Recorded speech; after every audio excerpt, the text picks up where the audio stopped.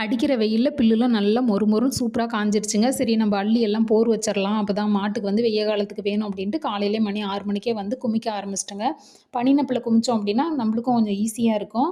வெய்ய நேரத்தில செய்யறத விட நம்ம காலையில நேரமா எந்திரிச்சு போய் தோட்டத்தில வேலை செஞ்சோம்னா, வேலையும் அவ்ளோ சீக்கிரம் ஆகுங்க. அதனால நான் காலையில 6 மணிக்கே தோட்டத்துக்கு போயிட்டேங்க. போய் குட்டான் வச்சுக்கிட்டு இருக்கிறேங்க. குட்டான் வச்சுட்டு மணி 9 மணிக்கு ஹாஸ்பிட்டல் போகணும். எங்க சாமி கிடாவுக்கு வந்து கொஞ்சம் உடம்பு சரியில்ல. சரி அவங்களுக்கு போய் ஊசி போட்டுட்டு வந்துரலாம் அப்டின்ட்டு ஒரு தீனி சரியா திங்க மாட்டேங்குது. அத வந்து ஊசி போட்டோம். இல்ல பச்சையில கட்டுங்கன்னு சொன்னாங்க. மத்த ஆடு, சாமி ஆடு எல்லாத்தையும் கொண்டு போய் காட்டுல கட்டிட்டு, மறுபடியும் போய் பில்லு குமிக்க ஆரம்பிச்சுட்டேங்க. மாட்டெல்லாம் சுத்தியும் கட்டிக்கிட்டு, அதான் பில்லு இருக்கு இல்லைங்களா? சுத்தியும் கட்டினா பச்சையும் மேய்ஞ்சுக்கிட்டு, பில்லையும் சாப்பிட்டுட்டு இருக்கோம். நம்ம பாட்டுல பில்லு குமிக்கலாம் அப்படின்னு பில்லு குமிச்சிட்டு இருக்கிறேங்க.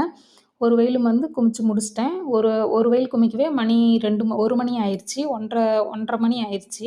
சரி இதுக்கு மேல சாயந்தரமா இன்னொரு வயல் குமிக்கணுங்க. அதெல்லாம் குமிச்ச வேட்டி தான் அள்றதுக்கு ஆரம்பிக்கணுங்க. ஓகே. வீடியோ பார்த்ததுக்கு ரொம்ப ரொம்ப ரொம்ப நன்றி.